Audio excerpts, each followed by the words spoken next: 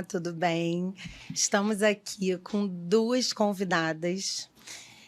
Eu vou apresentar formalmente as duas e depois eu vou descontrair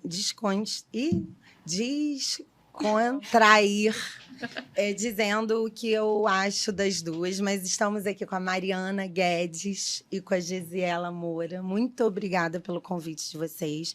A Mariana Guedes ela é fonoaudióloga, mestre em ciências pela Faculdade de Medicina da USP, especialista em audiologia pela Santa Casa de São Paulo, em audição e linguagem falada pela A.J. Bell Association, terapeuta auditiva verbal certificada e diretora e fonoaudióloga da Clínica Audição na Criança. Também diretora e fonoaudióloga da Clínica Audição na Criança, a doutora Gesiela Moura.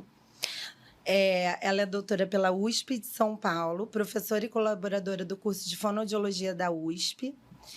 E estamos aqui muito felizes. O porquê eu estou, assim, feliz da vida. Se eu e Natália chegarmos a 10%, um pouquinho do profissionalismo que vocês têm, eu já vou estar realizada profissionalmente. Eu admiro muito a trajetória de vocês, eu admiro muito o trabalho de vocês, né? E eu acho que é isso que a gente precisa que os profissionais busquem, excelência. E é por isso que a gente está aqui, né? Para a gente poder falar de uma forma mais popular, uma linguagem que chegue aos pacientes, à família dos pacientes, e entendam o que é importante na audição na criança. Então, o nosso episódio de hoje, né, se chama Audição na Criança. E é isso, eu vou passar um pouquinho a palavra para a doutora Daniela, para a Natália, e aí a gente vai conversar, um bate-papo bem bacana. Eu acho que a gente está aqui para agradecer vocês, né? Vocês são nossas inspirações na audição da criança. E a gente está muito feliz de ter esse bate-papo com vocês e poder ajudar tanta família que vai assistir o podcast. É isso aí. Quando eu fiquei sabendo que vocês estariam aqui no Rio, falei, não, tem que chamar. Tem que dar um jeito, essas agendas tem que cruzar, tem que dar um match para a gente poder conversar, porque eu, como médico otorrino, eu atendo muito criança, né? Então, hoje, meu foco é cada vez mais fazer esse atendimento e dar o melhor, a melhor conduta, o melhor atendimento para essas crianças. Então, trazer vocês aqui hoje é um privilégio para a gente, para quem está assistindo. Então, é um episódio assim, que vai enriquecer muito e vai ajudar principalmente as famílias, né? Que é a angústia de ter, que eu percebo, assim, aquela família que recebe esse diagnóstico de perda e tem que dar o próximo passo. Então, eu queria passar a palavra para vocês, já agradecer de coração essa vinda e essa participação nesse episódio. A gente não pode esquecer do curta a página, siga a página. Já esquecemos. Vai vai lá no YouTube, esse episódio vai ficar gravado lá, a gente vai lançar, então aproveita e se inscreve no canal. Eu vou começar, né? Eu vou começar abordando sobre a questão da triagem auditiva neonatal, né? Que é algo que a gente já tem falado há bastante tempo, né? Por mais que a gente não esteja conseguindo triar todas as crianças do Brasil, mas já é um tema que já vem sendo abordado há muito tempo sobre a importância. E aí, depois da triagem, a criança vai procurar um diagnóstico bem feito, e aí a família se depara com uma criança surda com um diagnóstico fechado de deficiência auditiva. E aí a Mari, a Gesiela, que a gente queria escutar um pouco sobre isso, o que vocês acham? Então, em primeiro lugar, muito obrigada pelo convite. É um prazer estar aqui com vocês, né? A gente tem feito aí um trabalho em conjunto muito grande. Fico muito feliz de vocês aqui no Rio de Janeiro estarem interessadas nessa área, e eu vejo que cada vez mais vocês estão frequentando os eventos, né, voltados para a população pediátrica, se instrumentalizando, procurando supervisão, cursos, trabalho. Então, assim, eu acho que essa sementinha que a gente criou, né, Gesiela, tem rodado aí, tem alcançado outros estados, outras regiões, e é muito importante importante, que a gente tenha um serviço de qualidade e voltado para a população infantil com perda auditiva no Brasil inteiro. Então, eu fico muito feliz de ver vocês aqui no Rio trabalhando para isso, né? Então, muito obrigada. E em relação a gente falar audição na criança, a gente vai pensar na saúde auditiva da criança como um todo, né? Hoje a gente fala, eu gosto muito do termo, né, de reabilitação auditiva e reabilitação e habilitação auditiva, né? Quando a gente fala em habilitar um sistema, né, habilitar uma função, eu quero que isso seja trabalhado desde bebezinho para que essa criança não precise reabilitar, ou seja, que ela não tenha uma deficiência, um déficit, um transtorno, né, uma dificuldade ali, uma queixa presente para que a gente tenha que tratar essa queixa. A gente já sabe há bastante tempo, desde os estudos da Christine Yoshinagi Tano, lá na década de 90, que a criança que ela é diagnosticada precocemente com perda auditiva, a gente tem a chance de intervir nos primeiros meses de vida, trabalhar com ela no primeiro ano, né, colocando uma tecnologia auditiva, fornecendo acesso, e ela pode ter um desenvolvimento de linguagem, de fala ali dentro do natural, sempre que a gente tem não só a intervenção precoce, mas as outras questões ali, né, familiares, cognitivas, íntegras, e a gente consegue dar esse desenvolvimento, né? A gente habilita essa criança, então isso é muito importante. E o Brasil, apesar, né, de todas as dificuldades que a gente tem no sistema de saúde, ainda já é uma referência. A gente não tem em todos os países uma política pública de saúde auditiva como nós temos, e muitos países ainda não têm a triagem auditiva neonatal implementada. A gente já tem isso como lei há mais de 10 anos. Temos dificuldade, sim, ainda na implementação. Nós somos um país muito grande, com muitas diferenças, mas eu acho que a gente já avançou bastante nesse ponto, né? A triagem hoje acontece em muitos lugares e essas crianças chegam pequenininhas para a gente, né, Gisela? Elas vêm bebezinhas e cada vez mais a gente recebendo a criança pequena. Então, acho que esse primeiro passo, né, que é a captação, a gente perceber essas crianças, né, e triar ou suspeitar a deficiência auditiva, da perda auditiva o quanto antes, isso tem acontecido. Bom, eu quero agradecer o convite também, é um prazer estar aqui, né? E é isso, acho que quando os profissionais levantam a bandeira da audiologia pediátrica, a gente tem uma trajetória longa nesse caminho, né? Então, talvez lá desde os primórdios a gente tenha trabalhado com criança. Por que isso ficou tão em evidência agora? Por conta de tudo isso que a Mari falou. A gente tem uma triagem auditiva, né, que as crianças estão chegando mais cedo, as pessoas estão preocupadas em entregar, né, um melhor atendimento. E a gente sabe que criança é um serzinho à parte, né? Porque a gente sabe que a audição é base para o desenvolvimento de fala e linguagem, por isso que as famílias têm que estar atentas, por isso que quando a família recebe uma orientação na maternidade de que houve uma falha, né, no teste da orelhinha, esse trajeto tem que ser percorrido dentro dos limites de tempo esperado para que a gente possa, então, alcançar aí o nosso objetivo de reabilitar, de habilitar, né, esse bebê cada vez mais cedo. E a gente vê, assim, que esse caminho que as pessoas têm feito, né? Então, estar aqui com vocês, porque eu sei que vocês têm esse pensamento, eu sei que vocês estão se organizando já há bastante tempo para fazer com que o atendimento aconteça, que o trabalho aconteça da melhor forma possível. Então, é um prazer estar aqui. Porque a gente sabe que quando a gente trabalha com o adulto ele tem autonomia para tomar as decisões que ele deseja, né? Então, se a gente for pensar do ponto de vista da adaptação de um dispositivo de amplificação, um adulto ele tem autonomia para dizer: eu quero isso, eu não quero isso, e mesmo que a gente diga, olha, mas isso não é o melhor, e ele vai olhar para mim e dizer, bom, mas é isso que eu desejo, então a responsabilidade, claro que é do profissional, mas a gente respeita também as decisões, né? Quando você recebe uma criança, você recebe a família, e esse é o ponto, né? Então você recebe a família e você trabalha com a família. E essa família, ela precisa ter uma empatia com o profissional, essa família precisa se sentir à vontade com esse profissional. E o profissional, por sua vez, precisa ter também uma expertise e uma propriedade, né, dessa área, porque a gente não vai olhar só para a audição.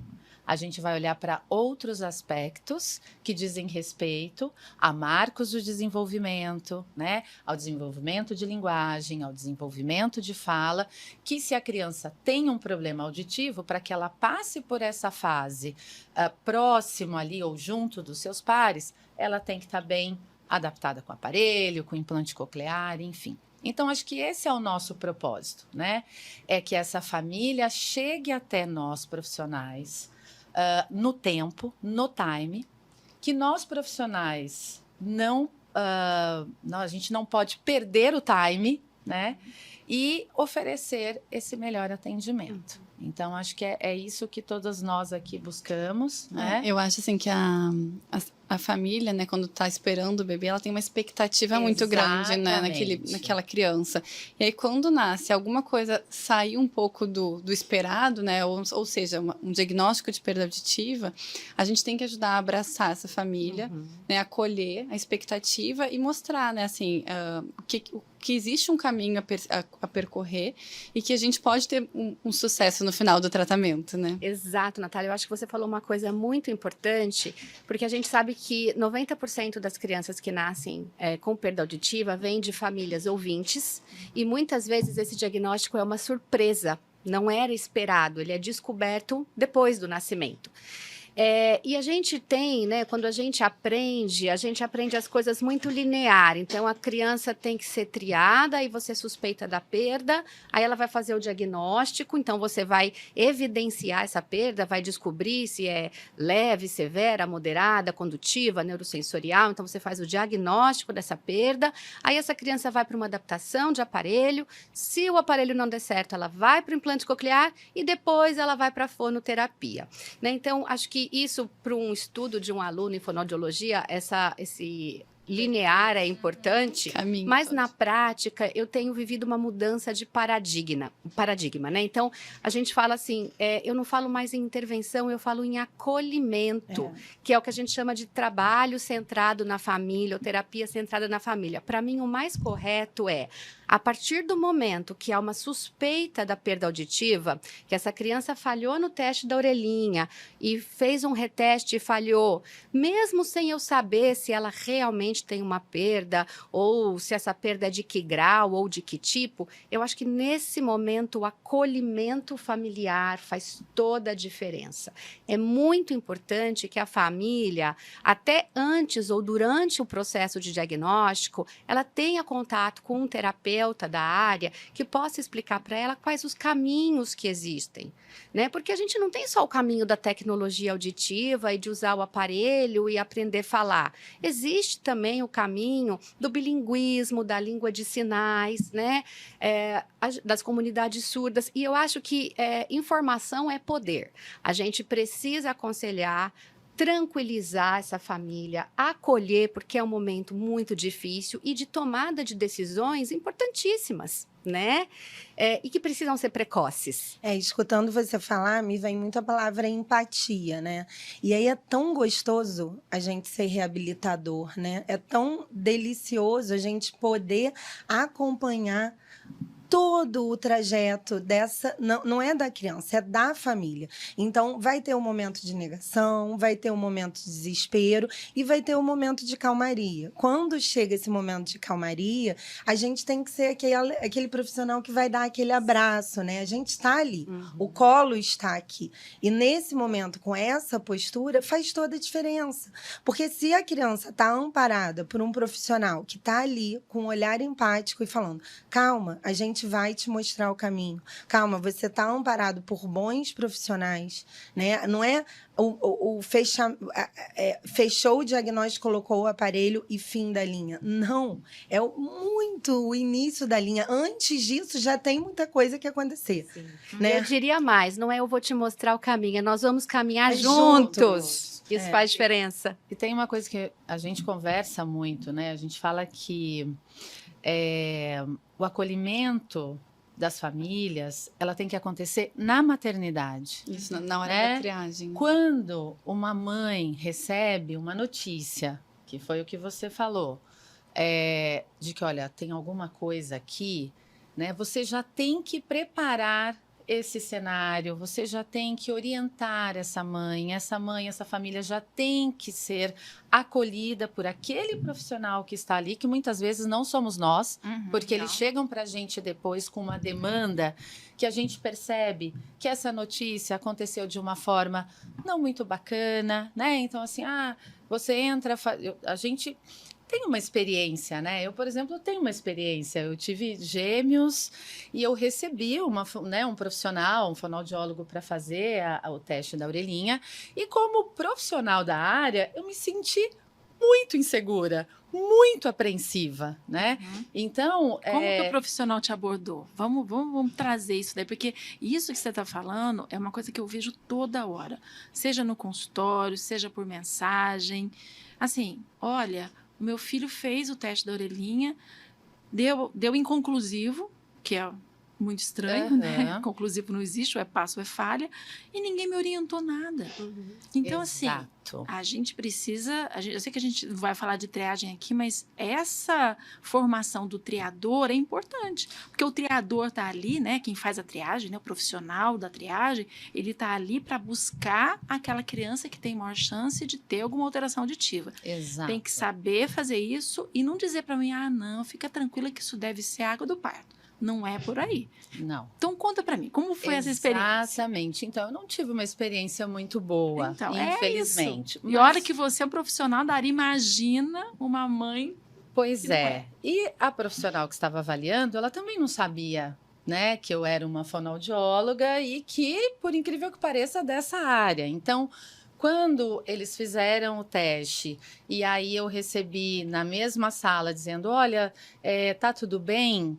Tchau, eu pedi para que a profissional voltasse e me explicasse o que ela tinha feito, como era essa avaliação, o que era estar tudo bem. Você deu uma aula prática para ela. E aí a gente conversou. Não, ela saiu dali tranquilo, mas assim, eu tive esse impulso porque eu sou da área e eu queria entender, né, como é que isso acontecia. Mas imagine uma mãe que recebe isso ali, né? Olha, seu filho não passou no exame, você tem que retornar daqui a um mês para fazer o reteste. Do quê? É o primeiro balde de água fria, né? Então, assim, quem aqui já não recebeu famílias mais tarde, porque a família optou por colocar essa avaliação ali na gaveta e esperar um pouquinho, porque não foi dado todo esse valor para essa avaliação.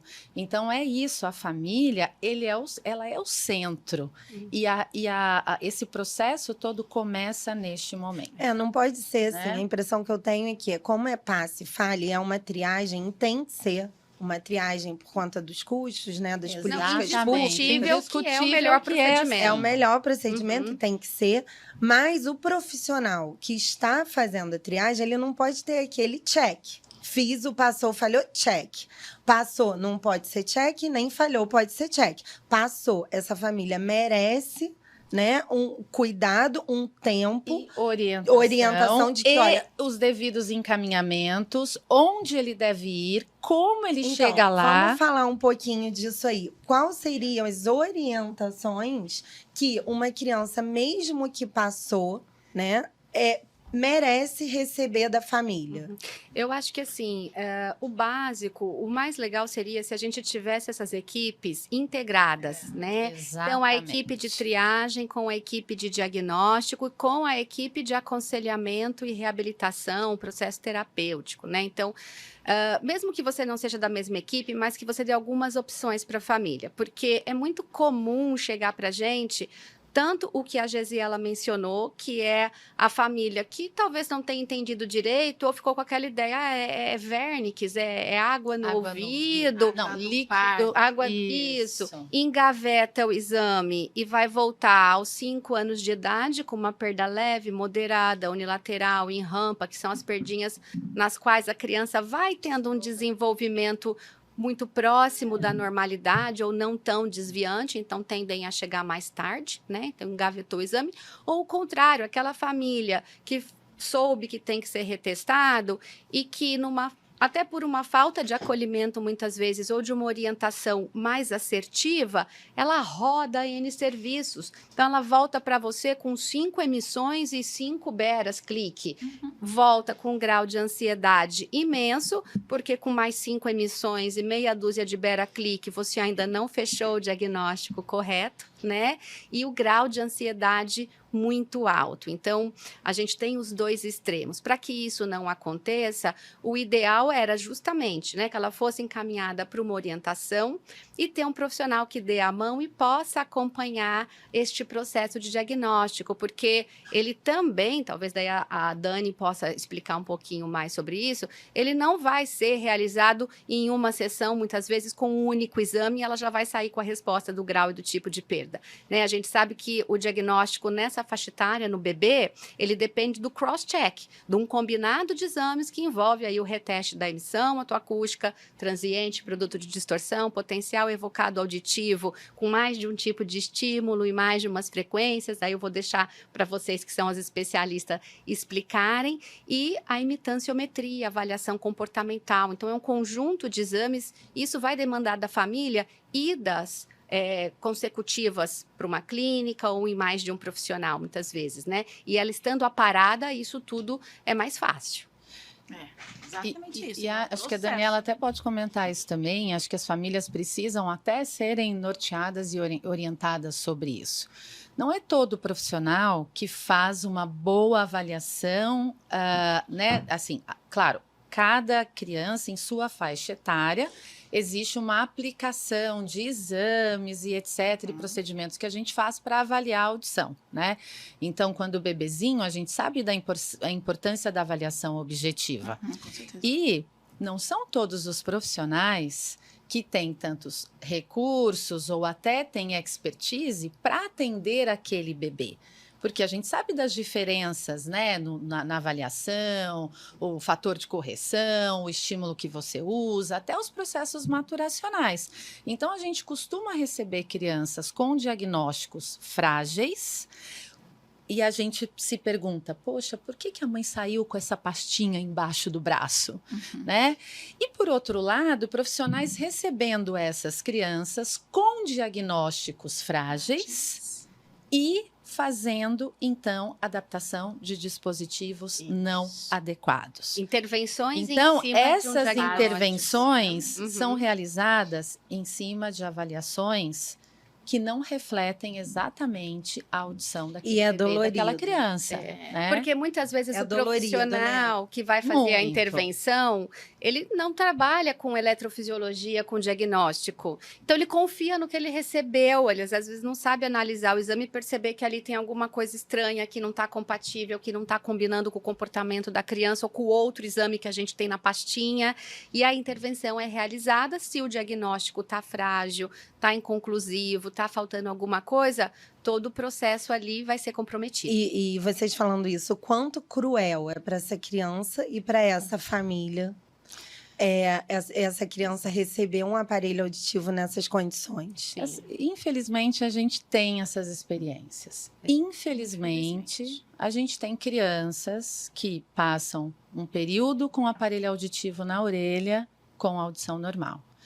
E aí, de novo, vem as avaliações com tipo de eletrofisiológico, avaliação objetiva, ou como um BERA, né? Acho que, assim, comumente falando, as pessoas se identificam mais, com padrões que a gente olhe, por exemplo, a criança só tem, só não, né? Mas assim, o que ela tem na orelha é uma secreção, que é tratável, que causa um rebaixamento auditivo. Quando o bebê, você olha para aquele exame, você vê que existem parâmetros ali que te indicam isso, mas infelizmente a leitura que se faz né? Não é uma leitura sábia, às vezes a pessoa Digna, não né? tem uma... E aí o profissional que está acompanhando acaba cometendo esse tipo de, Eu acho que é importante né, de adaptação. o profissional saber trabalhar com criança, né? Porque não adianta o profissional que é acostumado a trabalhar com adulto, porque são populações completamente diferentes. Não, saber ler o exame. Quantas vezes a gente recebe o exame na mão, eu ligo para a Natália e a gente vai discutir o caso do diagnóstico. E olha que a gente veio da área do diagnóstico, é muito mais cômodo para a gente, né? Assim, ter segurança daquilo que você está lendo e ter segurança de que aquilo não está certo. Sim. Né? E aí a gente seguramente chega para a família, acolhe empaticamente, fala, olha, a gente precisa refazer os exames. Mas, de novo, eu já fiz não sei quantos berros. Paguei Esse 5 é outro reais. ponto. Esse é outro ponto, aí que entra. Porque, por exemplo, a família, a família, e eu vou ampliar um pouquinho. A família, óbvio, ela não tem obrigação de saber. Os outros profissionais, o pediatra, né? Às vezes os colegas otorrinos, muitos também não sabem exatamente como deve ser esse exame. Eles né? confiam no laudo, né? Confiam no laudo. Leem a conclusão. Então, um pediatra, quando pede para mim, solicita um BERA, ele também não sabe como tem que pedir, né? Não é que ele não sabe, ele não foi treinado para isso, ele sabe que tem que avaliar, porque é um bebê, vou pedir um BERA.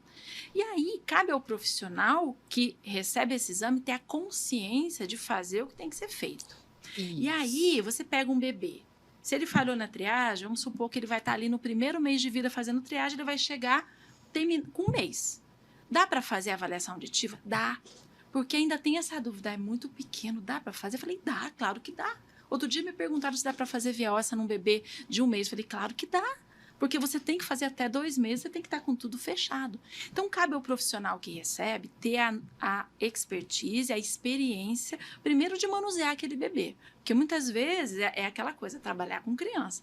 Você vai manusear aquele bebê de recém-nascido de 1 mês, tem gente que até já não tem essa intimidade. Então, você tem que saber. Se você vai fazer criança... Ter o equipamento correto, do tamanho correto, Exato. da adaptação você correta. Tem que ter os eletrodos que adapte na criança, que não dê alergia. Você tem que ter pastinha para não dar problema na pele. Você tem que ter removedor para tirar o eletrodo sem machucar a pele. Você tem que inspecionar o ouvido da criança e ver se aquilo tem obstáculo. Tirar a cera, Tirar a antes cera de e fazer não o fazer exame. avaliação com cera. Mas eu sou fonoaudióloga, então você tem que ter um otorrino para te ajudar a tirar a cera, porque eu posso tirar, eu vou lá e tiro. Eu tenho que olhar a membrana. É difícil ver a membrana de recém-nascido? É muito difícil. É dificílimo, mas você tem que ir lá e tem que olhar, tem que limpar, tem que ver se tem otite. Então, se tem otite, não vai fazer exame. Tem que ter sonda. Então, cada vez que eu viajo para algum lugar, eu compro sonda de oliva, né? Diferente para caber. Bom, isso é o basal. Depois disso, você tem que saber o que fazer. Então, você tem lá o teu caminho e durante a avaliação, você vai, isso aqui é condutivo, eu vou fazer isso. Isso aqui pode ser uma neuropatia, eu vou fazer isso. Isso aqui não sei o quê, vou acrescentar uma timpanometria, mas tem que ser de banda larga. E você vai extrapolando. Vai dar para fazer isso tudo de uma vez só? Talvez não. Então, por isso a pressa. Porque, às vezes, eu vou demorar um pouco no diagnóstico. Mas se a criança é prematura, a gente tem que considerar o fator da diferença. Eu tenho que fazer idade corrigida. Depois que eu fiz isso, que eu fechei, eu vou fechar o diagnóstico audiológico para eu entregar para o próximo passo. Isso vai demorar. Então, não posso pedir uma criança que falhou na teste da orelhinha e pedir para voltar em 6 meses para repetir. Ou então fazer um bera clique, que não me diz nada, deu alterado. Vamos repetir em 3 meses? Repetir o quê? Outro bera clique? Não, você vai mandar para quem faz direito. E o que a gente vê muito é isso, né? O pedido veio só escrito Bera. Então, a pessoa faz só um Bera clique. Mas foi só o que foi pedido. E a família acha, não, fiz o Bera, tá aqui. Né? A família não Exato. sabe. O pediatra, não, fez um Bera, tá aqui. Não é esse Bera. O colega otorrino, que é laringologista, que é de outra área, mas já fez um Bera, tá aqui. São os mesmos Beras, insuficientes. E uma coisa que a gente pega, que eu acho importante ressaltar, Muitas vezes a criança falha na emissão otoacústica, no teste e no reteste, e ela faz o bera triagem, aquele potencial de banda larga, né, o rastreio, e que geralmente ele é em 30 e 35, e muitas vezes o profissional que faz esse bera de rastreio coloca na conclusão que o resultado está normal, ou passou. E é importante que os pediatras, os otorrinos saibam que esse bera de triagem, esse bera rastreio a 35, não significa audição normal. Não pega as perdas auditivas leves. Ou né? em rampa. Ou em rampa. A gente tem muita criança que chega depois, aos 5 anos, quando faz a primeira audiometria na vida, a gente evidencia uma perda de audição de grau leve, moderado, uma perda em rampa, e quando você vai ver, ela tinha falha nas emissões otoacústicas, mas passou nesse bera 35 de triagem. E quais são as consequências das crianças que passaram nesse bera triagem e que, de repente, até por falta de conhecimento mesmo do pediatra, ficou tranquilo e essa criança só vem a reaparecer, talvez perto com da 5, alfabetização. 6 anos. Quando Quais a são as demanda começa... Quais vão ser as consequências, assim? Fala um pouquinho pra gente. Geralmente, em termos de desenvolvimento da linguagem, cognitivo. É muito comum, em geral, elas têm um perfil de uma criança que não teve um atraso de fala significativo e por isso ela chegou até essa idade. Às vezes as mães, quando a gente começa a conversar na anamnese, falam, nossa, realmente ele demorou um pouquinho mais, mas depois falou, né? E é uma criança que ela carrega alguns erros fonológicos por mais tempo. Então também não é incomum que essa criança já esteja fazendo fonoterapia para fala, para transtornos fonológicos, e a própria fonoaudióloga não suspeitou de uma perda auditiva e não pediu uma audiometria. Então, da mesma forma, Dani, que você falou que com um mês existem procedimentos eletrofisiológicos e que você pode avaliar com um mês, a gente pode fazer audiometria aos 6 meses, a 1 ano, a 1 ano e meio, 2 anos, 3 anos, 4 anos. Essas crianças podem fazer audiometria. A gente tem técnica para isso. Fazer. Da mesma forma, talvez eu não faça audiometria tudo numa única sessão, as 2 orelhas separadas, com fone, com via óssea, mas a gente tem procedimentos para avaliar a audição comportamental, né, em idade precoce. Então, ela está, às vezes, já em fonoterapia, tratando o transtorno fonológico, é aquela criança que tem distorção de fricativa, ou que plosiva fricativa, então, em vez de sapo, fala tapo, ou tem essas distorções. Dá uns exemplos pra gente, quais são essas alterações, assim, para as mães que estão ouvindo, Sim. que tipo de alteração nessas trocas que a família tem que falar, opa, Isso. poxa. Então, existem, isso é uma coisa muito importante, desculpa tomar um tempinho, depois eu queria que você comentasse mais também desses atrasos de diagnóstico, G, mas do ponto de vista de desenvolvimento de fala, existem alterações de fala que elas aparecem durante o desenvolvimento. Tá? Então, são processos fonológicos que são normais no desenvolvimento e que eles vão sendo eliminados com o crescimento da criança. Isso é importante até que os professores saibam disso. Então, se eu tenho uma criança de 3 anos que não fala o R de barata, arara, prato, né?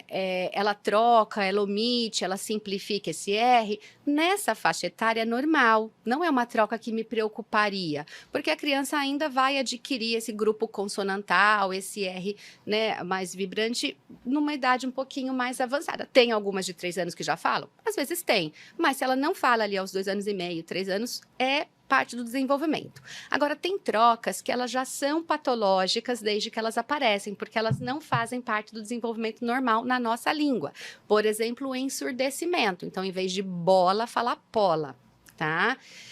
A troca da perda auditiva, principalmente se a criança tem perda leve, perda em agudo, ela é muito mais semelhante a uma distorção, uma fala um pouco mais ininteligível, trocas de pontos consonantais, né? Então, por exemplo, o P, o T pelo P, e as alterações de fricativas, que as fricativas são sons mais suaves que a gente tem na língua, né? Então, ela precisa perceber bem o S, o F, que são sons fracos. tempos. Então, essas trocas de F, de S, né, o padrão de voz da criança fica um pouquinho diferente. Então, é muito importante que toda criança que tenha algum atraso no desenvolvimento da linguagem ou qualquer suspeita de alteração na produção de fala, ela faça uma audiometria. Não adianta você fazer uma avaliação fonoaudiológica linda, aplicar todos os protocolos de linguagem e essa criança não tem uma audiometria. Então, acho que até antes dessa avaliação, a audiometria é a primeira a ser entregue para o fonoaudiólogo que vai fazer esse processo.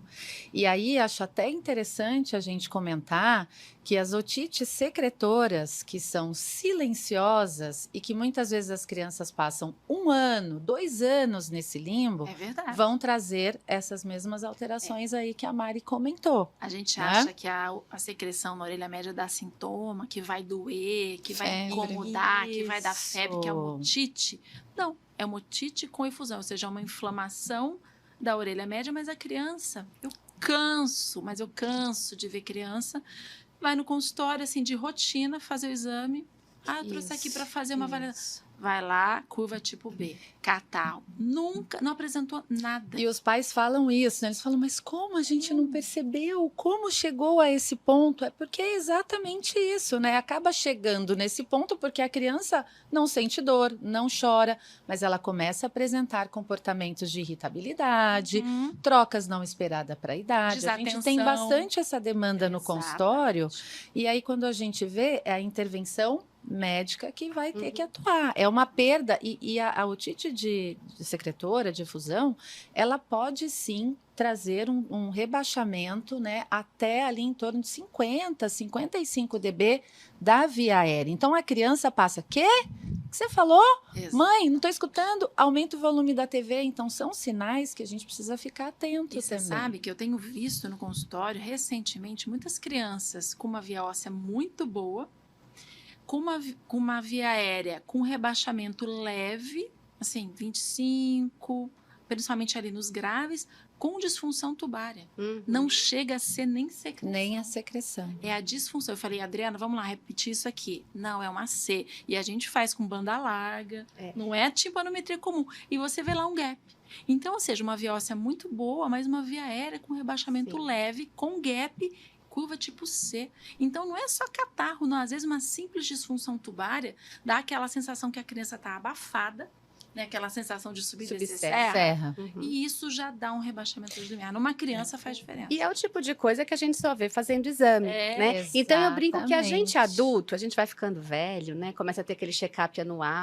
Todo ano a gente vai lá, faz um ultrassom, né? faz uma mamografia, né? Então a gente faz o check-up anual e a criança, ela deveria ter o check-upzinho pediátrico e a audiometria deveria fazer parte dessa avaliação, né? Porque muitas vezes você não tem sintoma e a audição ela é extremamente importante para o desenvolvimento de linguagem, de fala e da aprendizagem E na assim, escola. pais que tenham um ponto de interrogação, não fiquem com um ponto de interrogação, vão Não. procurar ajuda, né? Porque assim, às vezes procura ajuda de um fonoaudiólogo e aí ele fala, não, então tá trocando o fonema, é só um pouquinho, vamos esperar mais um pouco. Mas a mãe fica com aquilo, vamos esperar mais um pouco? Será que eu devo esperar mais um pouco? Não, não espere mais um pouco. A primeira coisa a Procure fazer um é avaliar a profissional audição, Exato. gente. e especialista em Eu vejo criança. criança Exato. tratando, estimulando a linguagem 1 ano e meio, e depois disso vem fazer audiometria. Eu falei, mas por que já não fez antes? E uma coisa importante, né? As crianças que têm algum risco para deficiência auditiva, ou seja, prematuridade, hiperbilirrubina, enfim, né? A gente estaria aqui Citomegalo, citando vírus. citomegalo,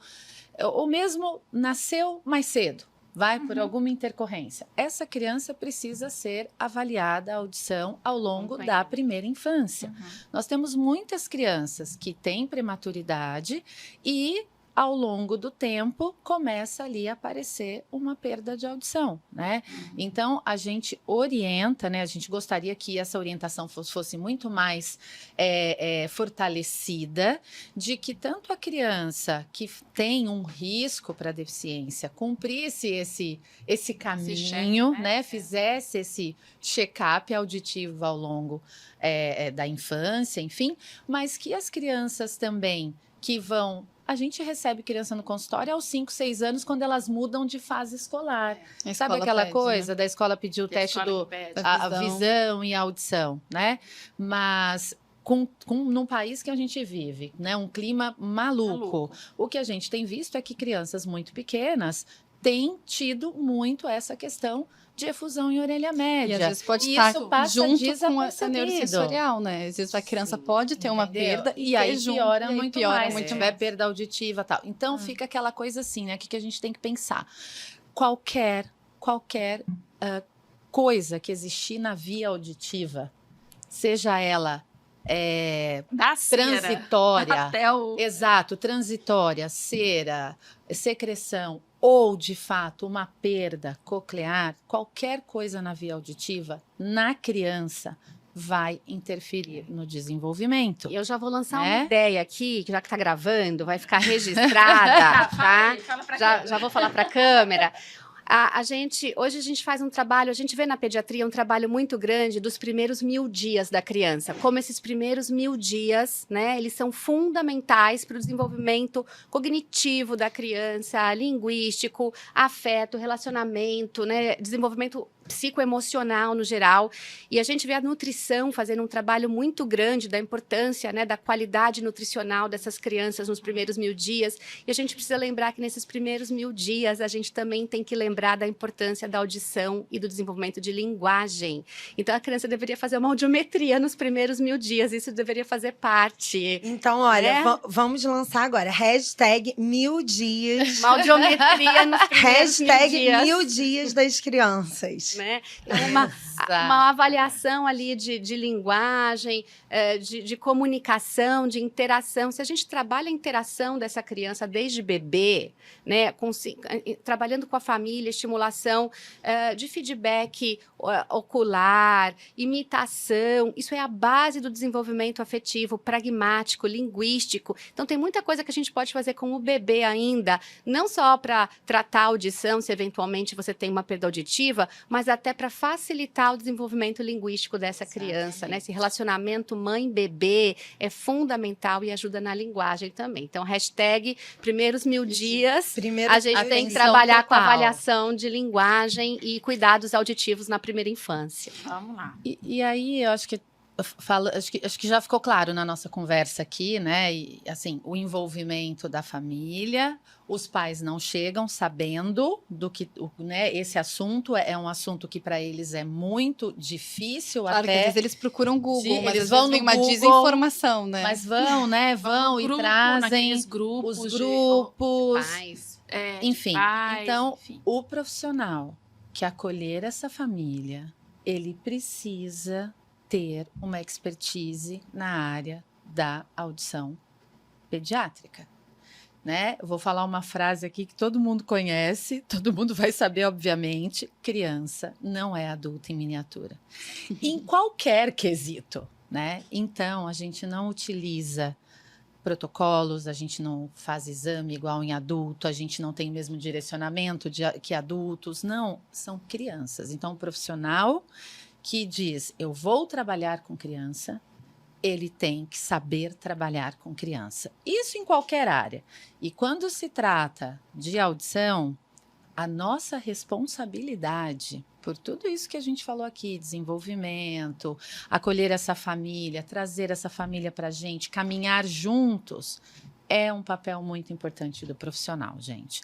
Porque as famílias depositam, né, essa confiança no profissional. Então, não dá para dizer, eu atendo criança, eu atendo adulto, eu atendo isso, eu atendo aquilo. Se você atende criança, 90% do seu tempo vai ter que ser dedicado a isso. Exatamente. Então, começa lá na triagem a orientação, começa na orientação e aconselhamento do que buscar, de chegar o mais cedo possível, ter um diagnóstico estabelecido, pelo menos ali naquele momento um limiar que sustente a indicação do dispositivo.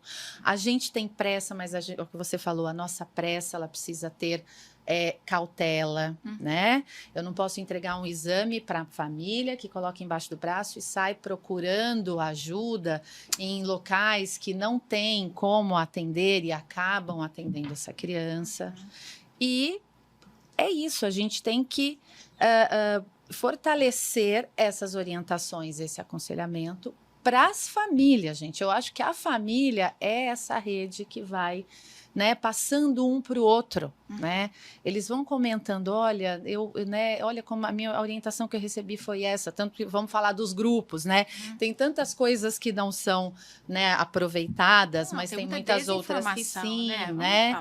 As pessoas são informações desencontradas. Quando se fala de criança, então, cada criança né? É diferente, são né? crenças que são passadas aí de grupos em grupos, de pessoa para pessoa, e uma informação errada se dissemina muito mais rápido do que uma certa. E às vezes o que foi bom para uma criança não vai ser bom para outra, você não pode generalizar. Então, isso é muito cuidado. Então, se você tem aí, participa de um grupo, cuidado, vá se amparar em profissionais que saibam o que estão fazendo. E não fica dando ouvido para todo mundo. Vai, escolha o seu profissional, faça a sua melhor escolha e siga.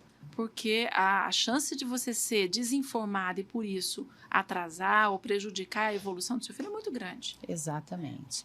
E aí, assim, né, meninas? Diagnóstico bonitinho. E aí eu ia perguntar, então, qual é o diagnóstico? Qual é o protocolo? A gente falou tanto que o beta-triagem não serve, que o beta-clique sozinho não faz milagre. Então, para quem está escutando, né, ou assistindo, qual é o protocolo? O ideal para que a gente realmente tenha um diagnóstico ali mais próximo ou fiel e possa adaptar o aparelho auditivo, se for o caso, com qualidade. Isso é importante porque quando a família vai buscar o diagnóstico, ela não sabe. Então, ela acha que ela está fazendo o melhor. Exato. Então, isso esbarra numa questão muito séria, que é a questão da remuneração, né? Então, para você fazer um exame completo, você fazer um exame dentro do protocolo das boas práticas, vamos falar aí daquela criança que está de 1 mês a 6 meses. Com suspeita de perda auditiva, que ainda sensorial. Exatamente, que ainda não consegue responder um exame comportamental que dê informações sobre o grau, o tipo da perda auditiva, como são as características. Eu vou precisar de exames objetivos. Então, eu vou precisar, basicamente, de potenciais, o BERA que a gente fala, né, potencial evocado, então a gente chama de BERA, PEAT, e a gente precisa de protocolos que avaliem a via auditiva, como é que ela está, se o nervo está funcionando bem, está transmitindo a informação legal, se tem algum problema ali, alguma desincronia, isso é uma parte do exame. Qual outra parte do exame? Eu preciso ver limiar o nível da audição. Quanto é que ele está ouvindo em cada frequência? Então, na criança, a gente já tem 4 frequências para testar, no mínimo. Então, a gente precisa testar 500, 1000, 2 e 4. Porque cada frequência me diz ali na cóclea qual o pedacinho que está funcionando bem. Se eu estou com um limiar normal, se eu estou com o limiar aumentado, quanto que está aumentado, né? Se tiver aumentado, eu preciso saber, bom, tem um aumento de limiar aqui, vamos ver que tipo de perda que é. Então, eu tenho que fazer BERA por via óssea. O profissional tem que saber fazer isso ali na hora. Não adianta parar, peraí que eu vou perguntar para o meu supervisor. Não, eu tenho que estar ali, porque a criança está dormindo, né? Com 6 meses, a gente faz exame com sono. Sim. Então, você tem que estar ali, ó, já pensando nas suas estratégias para otimizar o tempo e fazer o melhor. Então, até agora, você já fez 3 procedimentos. Um BERA-clique em alta intensidade, forte intensidade. Eu nem chamo de BERA-clique para não confundir. Então, eu falo, olha, vamos fazer um BERA de neurodiagnóstico. Forte intensidade mesmo. E aí você vai pesquisar a via, você vai ver se tem microfonismo, você vai estudar tudo que você pode ali, se tem atraso, se não tem, se aquele atraso é por causa de imaturidade, se é um atraso patológico, se é condutivo. Se é condutivo, se é um atraso típico do condutivo. Você tem tabelas que variam assim de meses a meses para comparar aquilo. Depois você vai para o BERA por frequência específica, que é o que a gente chama, que é fundamental. Aí eu não posso mandar um exame, mandar uma criança para reabilitação com BERA-clique. E quantas crianças, né, Natália, que antes, assim, da gente se aproximar da Dani, a gente tem o aparelho do PEAT e a gente sabe fazer, mas quantas crianças chegaram com a gente só com BERA-clique? Uma olhava pra cara da outra e fazia assim, agora. Aí você Exatamente. Continua. Se der alteração, você obrigatoriamente tem que fazer uma via óssea. Porque se você não conseguir fazer uma timpanometria, você tem que entregar. Via óssea é muito importante. Via óssea é muito importante, gente. Tem gente que morre de medo. E a timpanometria também. E a timpanometria também. É o básico. Você vai para a timpanometria. Então, você tem que ter tudo ali. Vai para a timpanometria, que também não pode ser de 226 Hz. Você tem que ter uma timpanometria de pelo menos 1000 Hz ou banda larga. Aí, se você tem suspeita de... pode ser uma neuropatia, você vai lá e faz as autoemissões com objetivo clínico, não é autoemissões da triagem. Tá? E aí, se você for mesmo, você tem que cross-checar, porque eu tenho que encaminhar para o diagnóstico com pelo menos 2 testes diferentes. E o exame não acaba quando você entrega a criança para os pais. É, Porque você ainda tem que fazer a junção de tudo, fazer o laudo. Aí você pode usar outras técnicas que também medem os limiares por frequência específica. Você pode usar estado estável, por exemplo, que dá para fazer até por via óssea em alguns casos. Não é o padrão ouro, mas você pode fazer. Isso é o mínimo do diagnóstico audiológico. E aí, eu, enquanto médica, eu também penso que eu tenho que assim, esgotar as possibilidades de fazer o diagnóstico etiológico. Isso, boa. E aí pergunta. eu preciso de, talvez, exames de imagem, né? Exame genético, avaliação de geneticista e avaliar naquela história, se o bebê chega com 1 mês, ainda tem como avaliar aí as sorologias, buscar na história da família se tem alguma causa provável dessa audição. Então, é por aí. Mas eu não tenho tudo isso, então não faça exame em criança. Mas eu não tenho tempo na minha agenda, então não faça exame em criança. Mas eu não... porque aqui eu tenho que atender 3 pacientes na manhã, então não faça exame. E a família também não Exato. vai receber tudo isso em um dia, né, Dani? E isso também é importante, porque as famílias, elas estão em busca da resposta. Às vezes a resposta não vai ser entregue num dia, né? Aí você ainda pode, nessa faixa etária, até os 6 meses, você pode fazer uma avaliação comportamental também. Ver como essa criança responde aos sons. Faz parte do cross-check, mas isso não vai dar limiar para estabelecer uma conduta de reabilitação.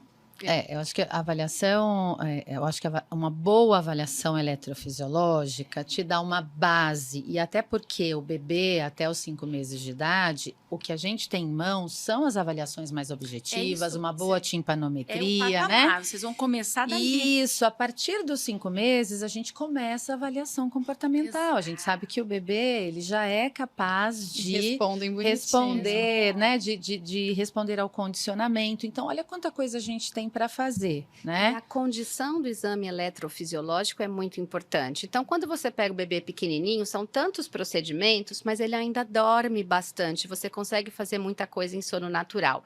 Conforme a criança vai crescendo, se aproximando de 1 ano, 1 ano e meio, às vezes é necessário o uso da sedação, porque você precisa ter uma condição boa de exame, né? Aí, porque não é pouca coisa. Aí a gente cai numa distorção seguinte, né? Mas eu faço o exame com sono, a criança dormindo. Fala, mas qual exame você faz? Você faz só um beta-clique com a criança dormindo? É 15 minutos. Sim. Agora, você vai pegar uma criança com perda e vai fazer tudo isso, às vezes demanda muito tempo. Se a criança estiver em sono, às vezes é uma tarde inteira. Sim. A criança sedada, aí eu diminuo o tempo porque eu tiro essa questão do sono. Mas às vezes, olha, eu já cansei de começar o exame 2 horas, eu termino 6 da tarde. Porque a criança acorda, vamos lá, vamos dormir de novo. Até o momento que a gente vê que não dá mais. E aí tem que voltar. Então, eu faço o exame com sono natural. Você faz? Mas que tipo de exame você faz? Você está fazendo tudo que precisa mesmo? Porque aí é fácil, né? Só um beta-clique em 15 minutos, 20. Exato. Dá para fazer, mas se você tiver mesmo que fazer todo o protocolo, você vai demorar muito tempo. A criança não consegue dormir tudo isso.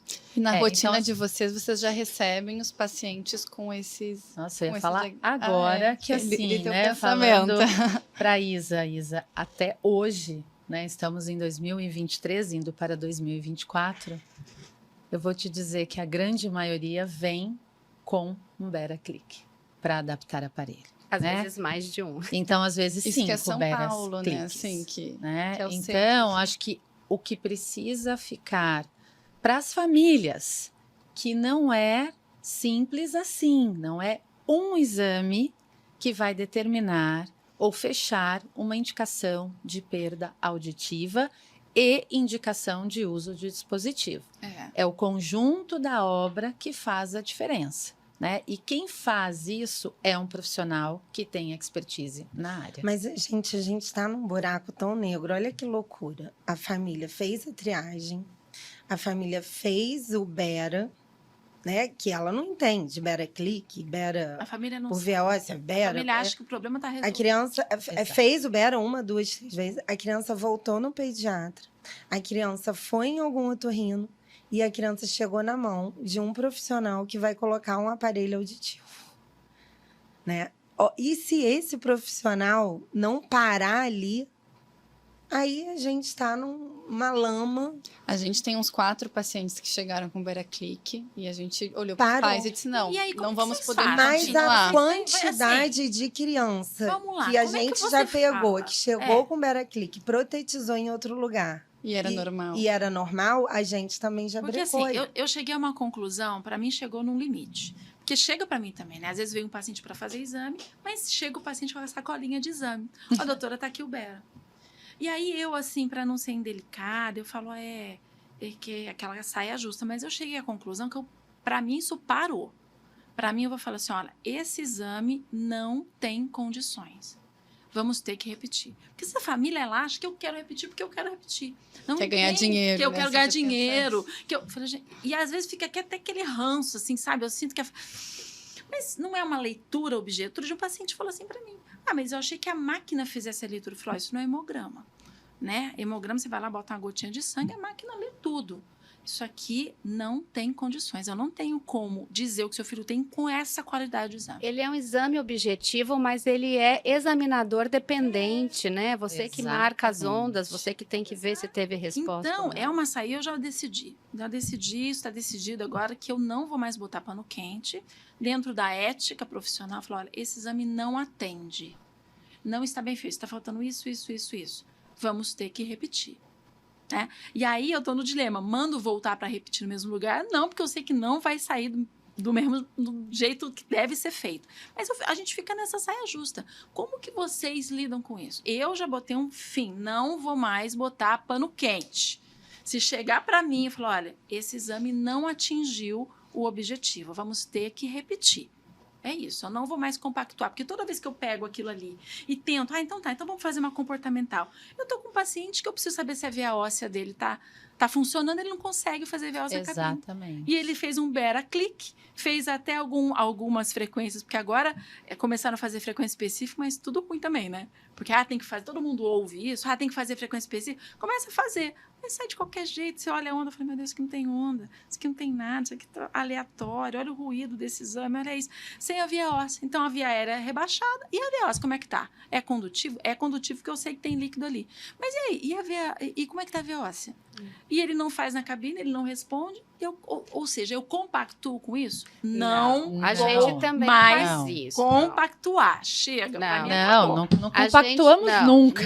Nenhuma de nós aqui. Eu acho que a gente tem essa conduta. Chegou para adaptar um aparelho, chegou na gente para uma orientação, para terapia fonoaudiológica, a gente viu que os exames estão inconclusivos ou incompletos, a gente sempre põe, né, a criança na cabine. Sempre. A gente sempre tenta alguma coisa, nem que seja bater um tambor. A gente Sempre. sempre põe na cabine. Sempre. Porque para mim é muito importante ver o comportamental, ver Pra se a mim criança também. tem, no mínimo, atenção para o Pro som. som. Se ela vira o olhinho, Qual a se intensidade ela para de que ela tem mamar. atenção Se ela é pro muito som? bebê, muitas vezes a Ela gente vai ser uma pede boa, para a né? mãe colocar no peito e a gente dá barulho e vê se a criança pelo menos para de sugar. Então, qualquer reação comportamental para a gente é importante. Então, a gente Também sempre acho. põe na cabine, né? Sempre faz alguma avaliação, mas aí a gente senta com a família e explica muito. Olha, qual é o exame que ele fez, o que eu preciso, o que está faltando. E a gente não faz na clínica, nós não temos a bateria eletrofisiológica, mas a gente tem colegas que fazem muito bem feito. Então, a gente tem uma listinha e a gente fala para a família, olha, se possível, realizar com essas pessoas. E por que eu digo se possível? Porque a gente sabe que muitas vezes existem questões financeiras, o convênio cobre num lugar, não cobre no outro, mas a gente explica muito, olha, tá faltando exatamente isso, aqui tá a lista dos lugares que a gente sabe que tem uma boa qualidade de exame, então a gente tem alguns colegas, algumas indicações e a gente faz o encaminhamento. Porque para eu ter segurança da adaptação de aparelho, que eu acho que a gente vai chegar nessa conversa, que também é outro ponto muito importante, né? A adaptação do aparelho auditivo na criança que foi diagnosticada com algum grau de perda auditiva e necessita de amplificação, de uso de dispositivos de tecnologia auditiva, para eu fazer um bom trabalho com a tecnologia auditiva, escolher uma boa tecnologia auditiva, adaptar corretamente essa tecnologia auditiva, eu preciso que o exame esteja completo e correto. E acho que uma coisa importante também que eu acho que a gente precisa falar disso. quantas crianças de 5 anos estão na fila esperando um Bera para diagnóstico. Porque as pessoas acham que criança não faz audiometria em cabine, que isso é só destinado a adultos. Então, eu sei que você trabalha com uma fonoaudióloga que faz a audiologia, né? Vocês fazem em conjunto.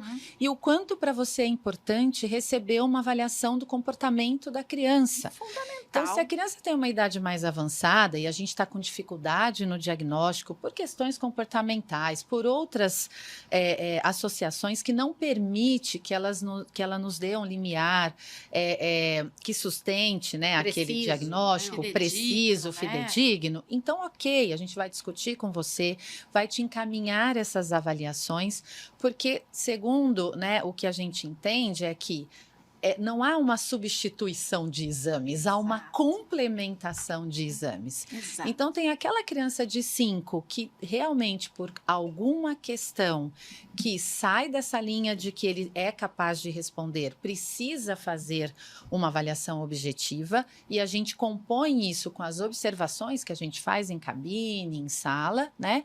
E também aqueles bebês que chegam com o BeraClick e que a gente orienta a família, aconselha, passamos algumas horas ali para que elas possam entender por que estamos fazendo isso de novo, que a gente não está com o mesmo comportamento dos 5 anteriores, mas que a gente explica, né? A gente explica a via de uma maneira muito simples, como funciona a audição, por que o exame tem que ser melhor elaborado. A gente fala né, das questões, assim, o quanto a criança, naquela faixa etária, consegue, de fato, responder para um exame, né? A gente explica, você já fez audiometria, sabe como funciona? Então, ele não vai conseguir fazer pequenininho, maneira, né? Dessa maneira. Mas mesmo assim, a gente coloca na cabine, a gente manda esse relatório para o profissional que vai atender. Então, essa família sai de lá, fala, puxa, acho que agora, né? Tem aquele conforto de dizer, não, agora vai. Agora vai. Né? Uhum. Então é isso, a gente trabalha muito com a frustração de famílias que vêm percorrendo há meses ou há anos em busca de um diagnóstico que poderia ter sido realizado num primeiro momento. E às vezes até a criança é sedada e faz um Bera que a gente Podia ter feito uma audiometria, né? Mas e agora vai? E aí? Conseguimos o diagnóstico. Deixamos o diagnóstico. Bom, E agora uma vai. hora de podcast. Chegamos. Não Então, tem nós agora vemos. eu acho que o diagnóstico é muito vale importante. uma hora. Porque Sim. se o diagnóstico, Faz toda a a diferença. nossa grande lacuna hoje, e isso tem uma resposta, os bebês chegam mais cedo, eles estão nos nossos consultórios mais cedo, os exames são diferentes, os padrões são diferentes, e a gente está tendo uma série de problemas por conta dessa lacuna. Então, acho que vale uma hora de podcast para dizer, diagnóstico importa. A gente não começa nada. Diagnóstico e família. Tem um diagnóstico, né? Um diagnóstico bom. Agora eu quero ver a gente falar de todo o enrosco da adaptação em meia hora. Começa, Mari. Vai, Mari. bota a boca no trombone. Não, eu acho que assim, ó, hoje, para mim, o pior inimigo é o marketing dos aparelhos auditivos pequenos, discretos e invisíveis, porque aí existe essa expectativa também. Tá bom, ele tem uma perda de audição, eu posso pôr aquele aparelho que eu vi na internet, pequenininho, invisível?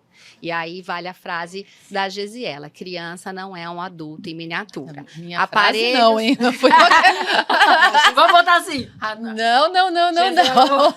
Hashtag criança não é um adulto em Sim. miniatura. Não, mas Aparelho dentro da orelha, pequenininho, invisível, receptorzinho de fiozinho, igual o avô usa, é pro avô, é pro tio, é pra mãe, é pro pai, é pra diferente. adulto, né? Então, criança tem outras necessidades, tem uma orelha que vai crescer, às vezes de um mês pro outro, né?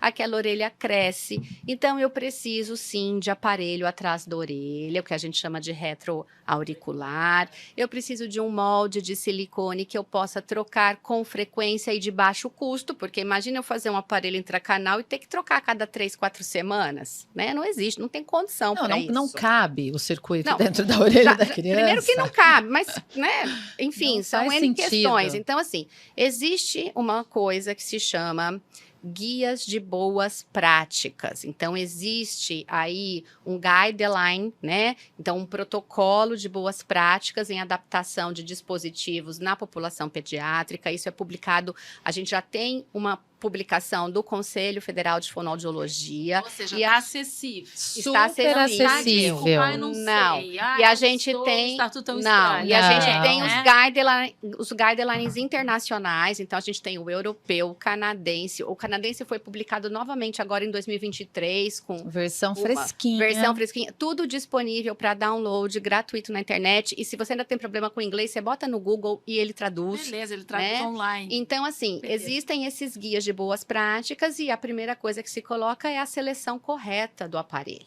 Então, no primeiro momento, bebê, criança pequena, não tem muita discussão, né? Então, assim, o que, que é, para uma mãe que está ouvindo, o que, que é a seleção? Tá. É a Esse escolha do escolher. melhor aparelho auditivo, que vai depender, então, desse diagnóstico. Por isso, o diagnóstico é tão importante, porque é dali que eu vou escolher o modelo do aparelho, que é retroauricular para criança. Isso, assim, é mundialmente evidenciado, é um consenso. Se a consenso. família não quiser, eu não quero, eu acho que está chamando muita atenção, eu quero o modelo mais discreto. Aí a Não, gente vai explicar pode. os prós Não e os pode. contras, e eu vou Não. falar assim, desculpa, eu não ponho.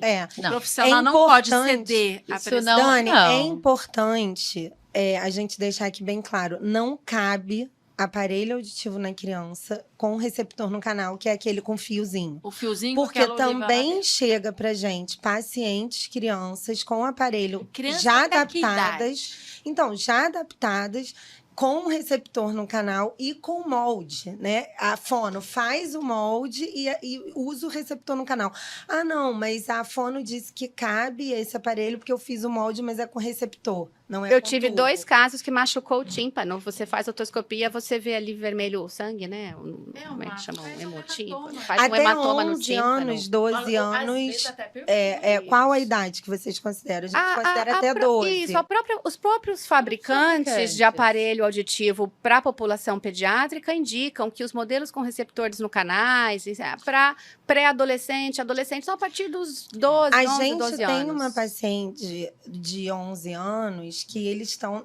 As crianças estão nesse limbo. E a mãe tá, poxa, eu queria esse, eu queria uma esse. fase de Só mudança. que eu tirei o molde e aí eu mostrei pra ela. Olha aqui, ó, a ponta do receptor e olha o molde da sua Às vezes não alimento, cabe. né? Não exato. cabe. Aí a mãe falou: ah, agora eu entendi. Porque ficava 2, 3 milímetros pra fora e aqueles 2, 3 milímetros, se bate uma mola, se a criança bola. correndo... Uma brincadeira de criança, né? Vai machucar o Pode tímpano. machucar. Então, isso é sério. Isso é responsabilidade do audiologista que selecionou o aparelho errado. E eu acho que a gente tem que pensar assim, ó. Criança, ela precisa de um acesso consistente e robusto durante toda a fase em que ela vai se desenvolver. Uma criança de 12 anos que vai usar um receptor no canal e esse aparelho não tem nenhuma bobina telefônica, eu não consigo adaptar um sistema auxiliar de escuta, que, por exemplo, ele possa usar na escola, sem interferência, sem cortes, etc., ela também não é um candidato para receptor no canal, percebe? Então, assim, os aparelhos auditivos para a população pediátrica, eles são desenhados e desenvolvidos para amparar a criança nesse processo de desenvolvimento. Então, quando a gente fala isso, a gente vai falar de tecnologia, a gente vai falar de desenvolvimento de algoritmos, para as famílias entenderem o que são algoritmos, né? São ferramentas que ajudam a refinar o som, a dar melhor qualidade, que tem uma análise muito precisa. E quando os aparelhos são desenvolvidos para crianças, a gente preserva a qualidade sonora com robustez, porque ela precisa receber esse som o mais fiel possível na orelha. Quando a gente usa um aparelho de adulto, que normalmente chega para a gente para adaptar depois de 7, 10 anos de privação auditiva, o que é isso? Ele tem perda auditiva há 10 anos, daí ele resolveu que ele vai então começar esse processo. Ele vai receber aparelhos que está pensando nesse tempo que ele não escutou. Então, essas ferramentas são elaboradas para esse adulto que tem córtex, que já ouviu um dia, que já passou por todos os processos de desenvolvimento. Então, essas ferramentas utilizadas para adultos tiram da criança a possibilidade de ouvir com robustez e consistência. Simplificando o que a Gesiela Tá. falou, é uma questão de desenho de produto. Desenho de produto. Tá? Então, existem produtos desenhados pensando numa audição de um adulto que perdeu a audição, né? Que é a maior parte aí que a gente vê.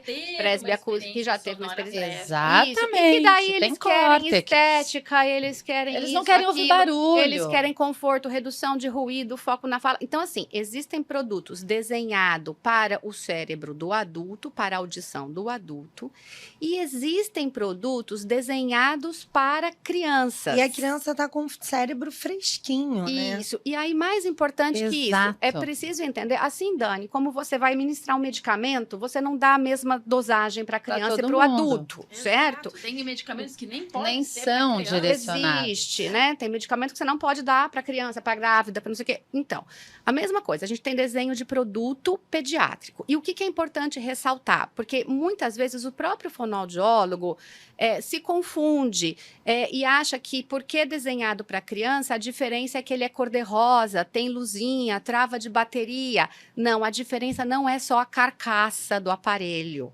Existe no produto pediátrico diferenças no funcionamento do algoritmo. O que é algoritmo? É o que a Gesiela falou. É como o som é manipulado e passado para o ouvido do paciente. Então, os algoritmos dos produtos desenhados para criança, eles funcionam diferente, de forma diferente para os produtos desenhados para adulto.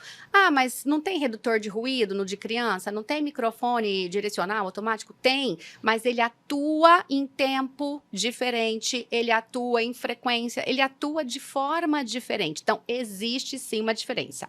Hoje, a gente tem aqui no Brasil, atualmente, tá? 2 marcas que trabalham com produtos pediátricos. Então, o aparelho é desenhado para criança e não só desenhado para criança, na fábrica, lá na indústria, enfim, ele foi testado em criança. Existe uma linha de pesquisadores internacionais, grupos na Europa, na América do Norte, que fazem pesquisas em crianças. Então, esses aparelhos desenhados para crianças, eles foram testados em orelhas de crianças e desenvolvidos em para evidências. cérebros de crianças. Então, hoje eu me sinto confortável. Então, quando eu vou selecionar o aparelho, primeira coisa é retroauricular, molde confortável, que possa ser trocado, né, com a necessidade, tudo isso muito bem feitinho, um protético que saiba fazer molde para a orelhinha de criança, para que não fique machucando, não fique estufado, não seja grande. Então, tudo isso e mais a seleção de um produto pediátrico. Eu me sinto mais confortável e confiante em indicar para um bebê e para uma criança pequena um aparelho que foi desenvolvido para esta população. E eu vou fazer uma pergunta. Quantas de nós aqui já vimos aparelho pediátrico em orelha de adulto? É difícil. Então, a pergunta que fica é, O por contrário. que adaptar aparelho de adulto em criança? Aí, a sua pergunta, como convencer os pais, né? Porque, vamos dizer assim, de Como que... argumentar, Não, né? argumentar, convencer, até porque eles veem, né? O Google tá lá, as empresas, os fabricantes. marketing né? da O marketing invisível, é muito forte. O medo do bullying, né? eles têm muito medo da criança sofrer bullying. Na escola. E eu acho tão e interessante, porque o que eu menos tenho é criança sofrendo bullying porque usa aparelho auditivo. Eles é encaram um super bem, né? E os empoderamento. amigos Acontece, também, né? É muito E- natural para criança pequena. E é você... eu vou até além. Os pais vão trazer essa demanda. Isso é normal. É isso que a gente espera. Alguém quer ter um filho com alguma questão? Não. O que a gente quer? A gente quer que apareça o menos possível. A gente tem essa coisa materna, enfim, as famílias têm isso. Mas essa insegurança é do profissional. Porque se ele tem essa informação, se a gente entende que os aparelhos são desenvolvidos para criança, assim como o medicamento é desenvolvido para uma criança, assim como na órtese é desenvolvido para criança, por que eu faria o contrário? Exatamente. Né? Então, o que envolve esse cenário? É falta de expertise do profissional? É um marketing intensivo? O que acontece aí? Porque a família vai trazer essa demanda. Faz parte do meu trabalho orientar, aconselhar daquilo que é o melhor para o filho daquela família. Então, quando eu tenho propriedade do assunto, quando eu me fortaleço, a dificuldade passa a ser um desafio, na verdade. Mas esse desafio, ao longo do tempo, você consegue minimizar e atingir o seu objetivo. Então, é isso, assim, né? Não tem... Eu e Mari, ela está aqui, a gente vai dizer isso para vocês. Se a família chega para a gente com essa demanda e ela insiste, não é na audição da criança que ela vai fazer, Perfeito. né? Não é lá. E a gente tudo nunca bem. perdeu. Tudo bem. Mas se vocês perguntarem quantos então foram em busca, não, eles estão lá com a gente, né? Perfeito. Porque E é essas isso. crianças aí, elas protetizam com vocês. E qual que é o próximo passo? Vocês continuam o atendimento, né? O acompanhamento dessa criança. E vocês indicam também para uma terapia, para um treinamento? Como é que vocês Vamos fazem? lá. E selecionou. Tá. Sim. Próxima Não, etapa. antes selecionou, tem que adaptar. Claro. Né? Como Eu passei. adaptar, Aí né? É outro passo, por quê? Porque depois que a gente escolheu o aparelho adequado, pediátrico, molde, né, adequado para o grau, tipo de perda. Então, também, assim, a perda é leve, preciso de um aparelho para perda leve. Eu tenho perda severa, eu preciso de um aparelho para perda severa. Eu tenho perda moderada.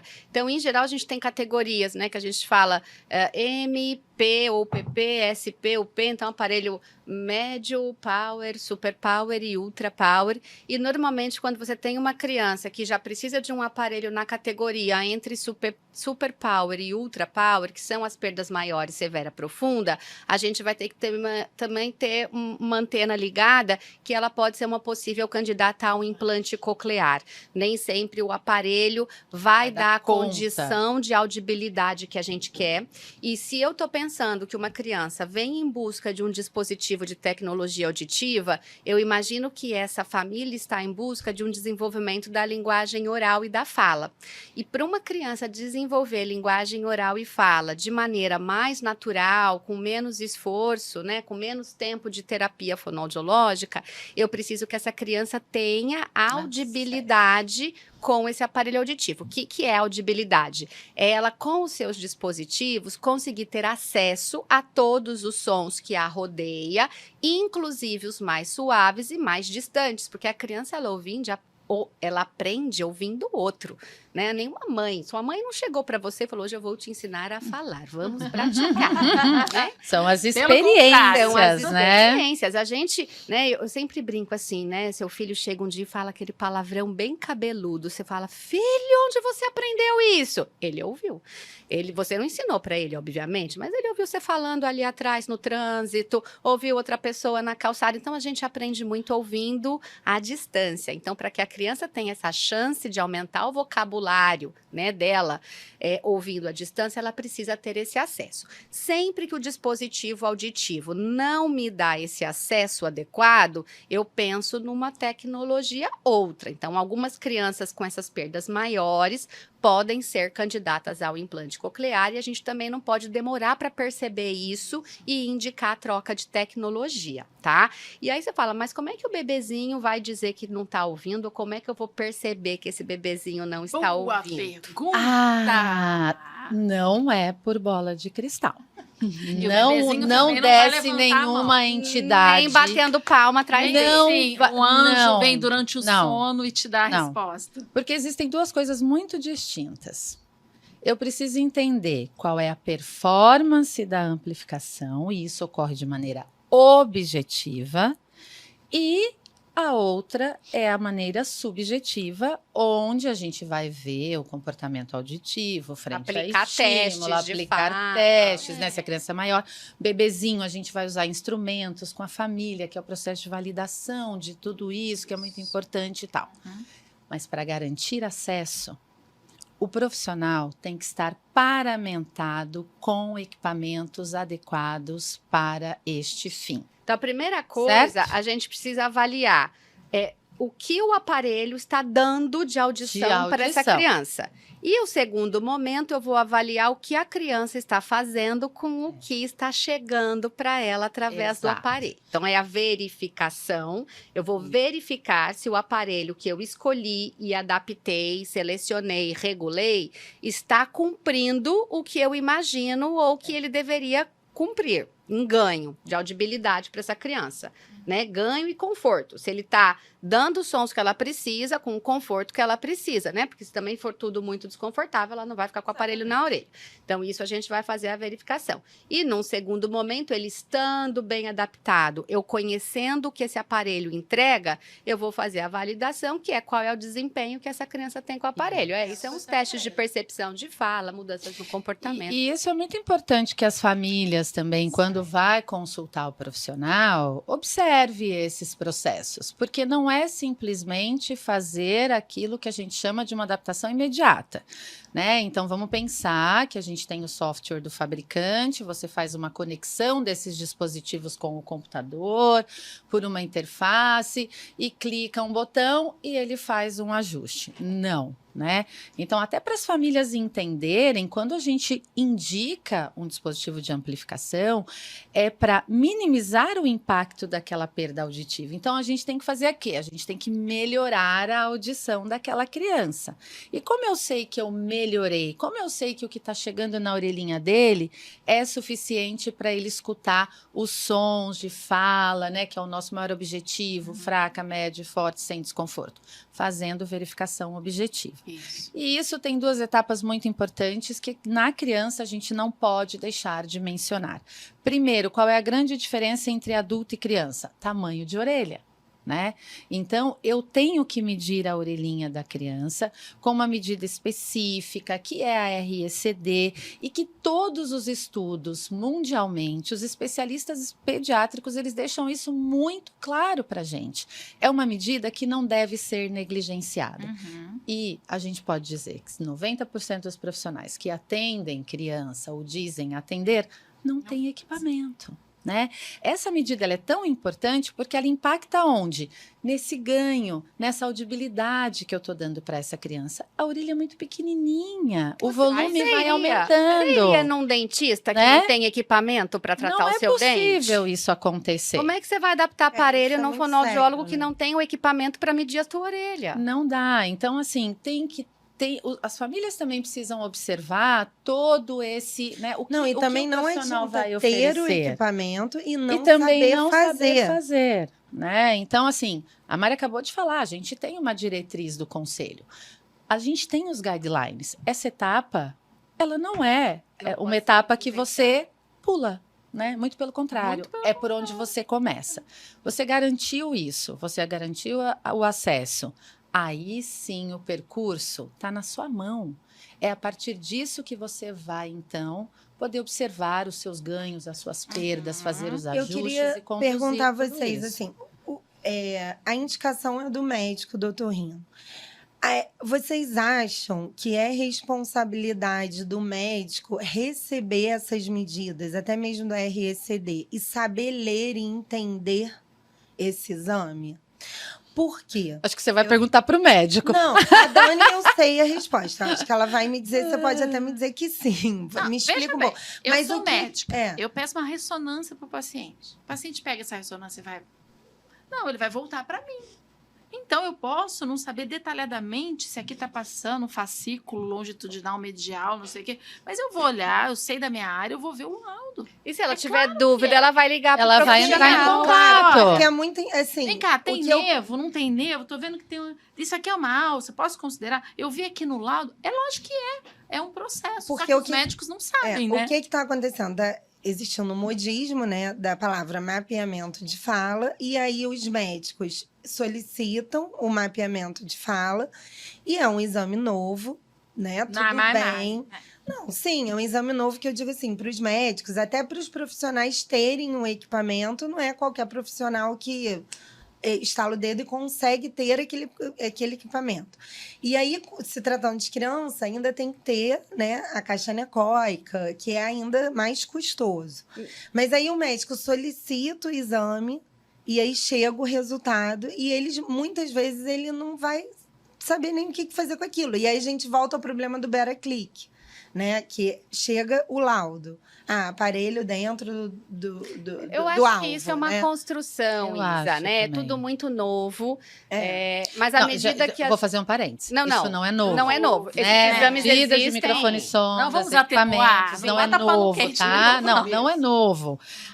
Vamos dizer que isso deu um up. Algumas Isso. pessoas tentaram aí reinventar a roda, mas ela já estava inventada há muito tempo. E isso, a gente sabe que com a portaria de saúde auditiva é que deu uma alavancada, porque eram equipamentos que eram obrigatórios você ter no ambulatório para poder funcionar. Isso. Exato. Então, isso existe há bastante tempo e sempre foi do primeiro escalão, né? Sempre foi uma ferramenta, um procedimento que todos os fonoaudiólogos deveriam fazer quando trabalham com amplificação. O que eu digo Mas que é isso novo, não chegou porque não chegava na na mão do área. médico. Exatamente. O que acontecia, né, com o paciente adulto que adapta aparelho? Então ele vai lá, o fonoaudiólogo regula o aparelho, aí começa. Tá me ouvindo? Você acha que tá muito forte ou muito fraco? Quer que eu aumente um pouquinho? Minha voz tá boa? E aí, assim, se regulava o aparelho. E quando o paciente chegava para o médico, não estou ouvindo bem, não sei, o médico pedia uma avaliação e o fonoaudiólogo mandava o ganho funcional, a audiometria com o aparelho. Então, isso o médico muitas vezes tem o hábito de receber. E agora a gente já sabe, isso já está escrito, publicado, né, existe agora uma cobrança das sociedades científicas de fonoaudiologia, da Academia Brasileira de Audiologia, do Conselho Federal de Fonoaudiologia, de que se faça a mensuração objetiva. Por quê? Outro dia eu estava conversando até sobre a questão da juventude, inteligência artificial, e nessa conversa assim, surgiu uma questão muito importante. A gente tem que preparar os jovens, não para usar a inteligência artificial, mas para checar se a inteligência artificial está fazendo o que deveria fazer de forma correta. A gente tem que auditar a inteligência artificial. Então, isso a gente aplica muito para o First Fit, que a gente chama, que é o software de programação do aparelho auditivo. Se eu colocar audiometria de criança, de adulto, de qualquer coisa e apertar um botão, o software vai me prescrever o aparelho.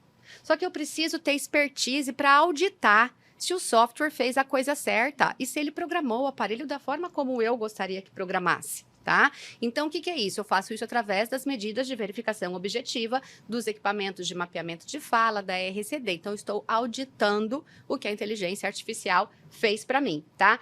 E isso agora está chegando na mão dos médicos. Então, é comum que talvez nem todos tenham acesso à leitura dessas curvas, mas eu acho que isso é uma parceria, é uma conversa, é uma ligação. Peraí, eu recebi esse exame, o que significa isso? E a gente isso vai aí, construir. é uma oportunidade Isso, a gente vai de construir esse aprendizado. Eu acho unir que- forças a favor do usuário. Eu acho que a resposta é essa. Tá? Precisa ter uma parceria entre os Exato, profissionais. Porque não exato. adianta solicitar o exame de verificação. Precisa solicitar, sentar com o reabilitador e entender que aquela criança vai ter uma Exato. trajetória nesse caminho. Que o médico, junto com nós que somos reabilitadores, vamos caminhar junto com ele. Sim. É melhor para o médico que faz a indicação que ele esteja a par do que está acontecendo. Porque também não é incomum você receber paciente no seu consultório dizendo: isso aqui que você me mandou fazer é muito ruim para mim. Eu não estou tá feliz. satisfeito, não tá E aí, bom. não estou satisfeito. Você vai dizer: mas por quê? Não estou escutando bem, isso me atrapalha. Então, mas cadê? Você tem que saber o que fazer. Como, né? Mas então isso tá bom, atrapalha. peraí. Então, assim, se o médico recebe um relatório, né, com todas essas informações, e você tiver esse acesso ao médico, ou ele acesso a você, aí a gente começa a conversar. Daí vão dizer: mas aí o médico vai ter que vai tomar mão do exame, vai começar a fazer. Não vai. vai. Sabe por quê? Posso Porque não garantir vai, que não vai. Não. Mas essa parceria, ela precisa existir a favor do usuário. A gente precisa entender que o software, ele é uma ferramenta de exploração. E quem faz First Fit não faz nada. Me desculpe, E aqui mas é não assim, faz olha, nada. eu acho que não tem discussão. Em criança, algumas coisas são inegociáveis. Então, bebê, criança pequena, primeiro, aparelho pediátrico. Até que me provem o contrário, eu vou colocar aparelho pediátrico, porque eu sei que foi estudado e desenhado para aquele cérebro infantil. E segunda coisa, RECD e verificação objetiva. Não dá para adaptar a criança se você Sem não ter faz tudo isso. RECD e verificação objetiva. É o mínimo da ética e da boa prática em audiologia pediátrica. É o Então, acho que mínimo. isso é negociável. Terminamos. A gente tá já aqui falando. Olha só, Já acabou?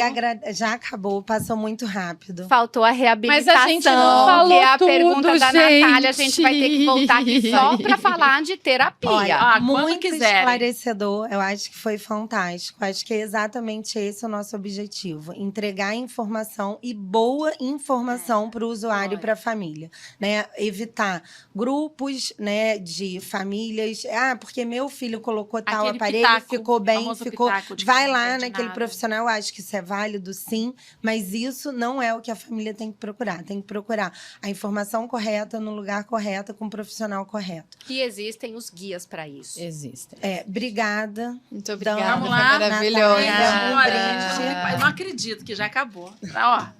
Foi muito bom. Obrigada mais uma vez, gente. Olha, foi um prazer ter vocês aqui. Adorei.